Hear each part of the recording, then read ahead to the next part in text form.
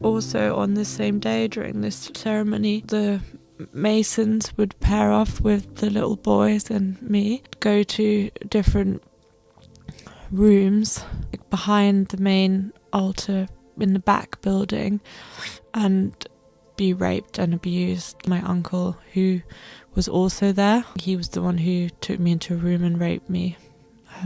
That was pretty normal, yeah. Well, early on in my research, when people were coming forward with accounts,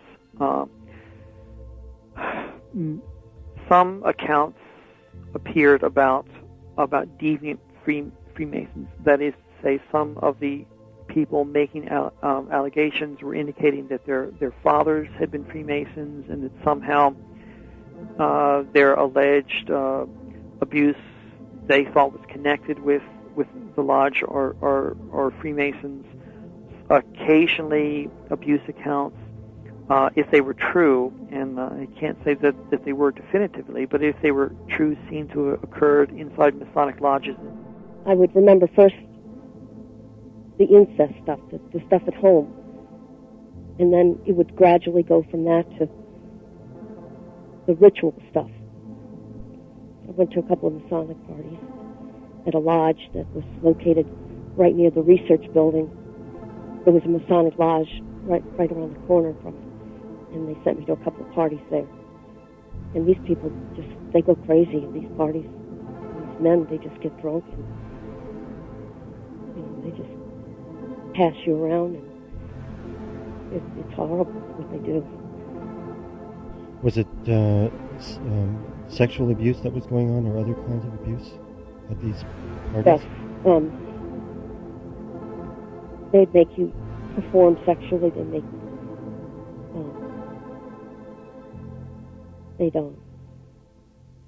make you watch other people perform. I mean, they would have everything you can imagine, even bringing in the animals. And you had to watch, which is just as bad as having it done to yourself. Sometimes watching is just as worse. I mean, just as bad. Watching it being done to other people. Children? Or? Yeah, especially if it's people younger than yourself.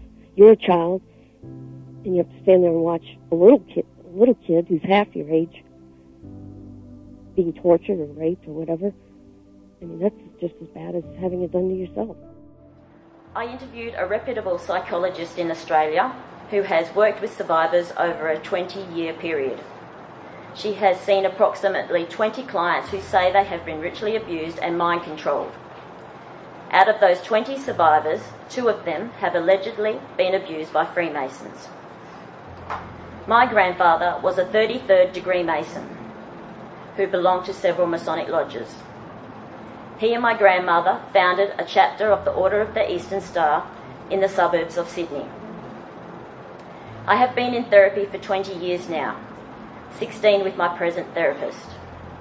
I consider myself lucky because my family moved from the east coast to the west coast of Australia when I was 9, and as a result, the ritual abuse by cult members stopped.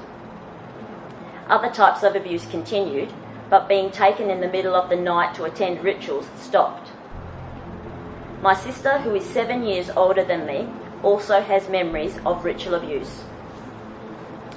One day when I was 26, she asked me if I remembered the underground chambers. I replied yes. She then asked if I remembered the children crying. I said no, but I know they were there in the other rooms. I also consider myself lucky because 17 years ago, when I confronted my mother and father with the ritual abuse, my mother said she was not involved with that. But here's the suitcase of your grandfather's Masonic paraphernalia. She has apologised for not being a good mother to me. I think this is the closest acknowledgement of the abuse I will get. This suitcase has confirmed so much for me. It has copies of passwords, hand signals, and ritual information for the Freemasons, along with aprons, jewels, and medals that my grandfather and grandmother wore at meetings. I remember being in cages, electric shocks, being cut, raped, photographed, drugged, hypnotised, starved, light deprived, beaten, oxygen deprived, and sleep deprived. I have been put in coffins with spiders. I have participated in rituals inside halls and in outside bush settings. I have been tied to altars. I have participated in mock births and deaths. I remember trapdoors in halls and have been taken numerous times in the middle of the night to attend rituals.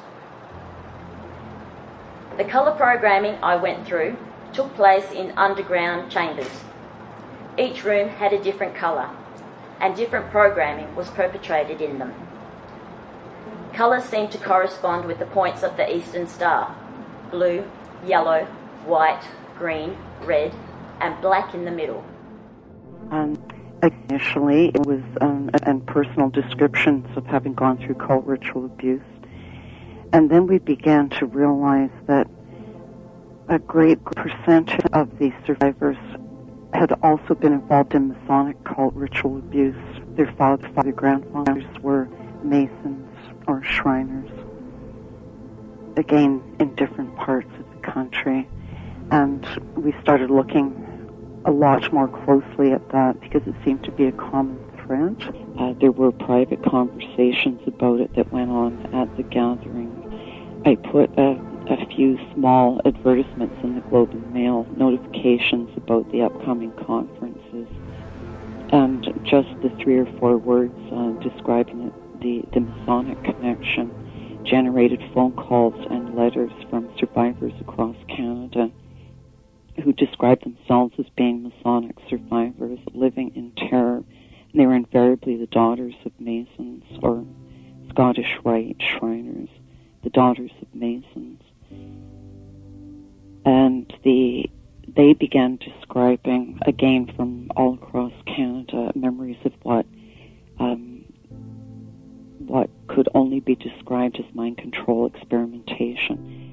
So both your father and your uncle were part of the Freemasons organisation, and they would supply you to other members of the Freemasons who would abuse you and force you to participate in rituals, which included the murder of a child.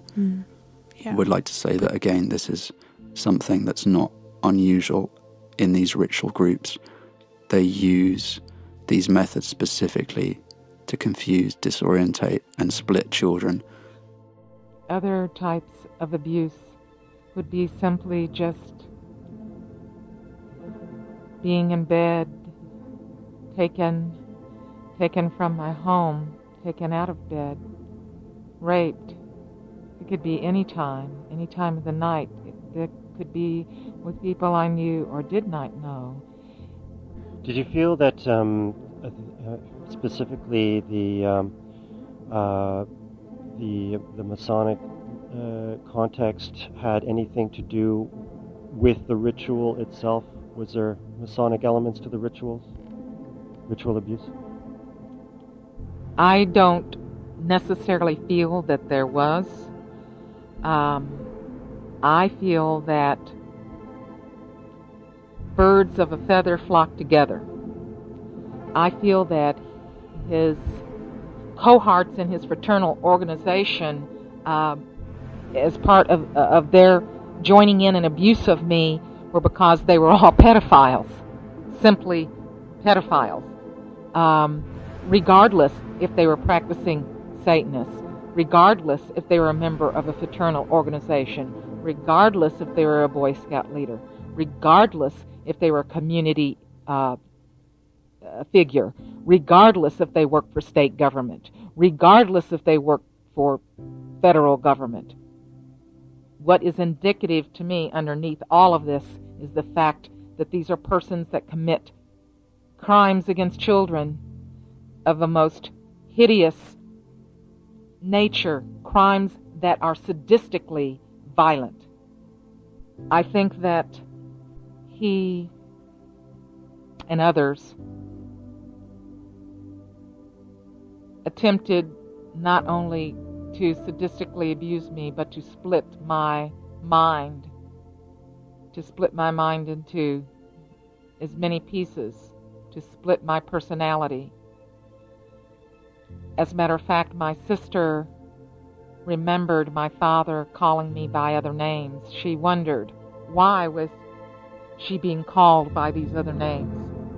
He definitely knew of my alter personalities.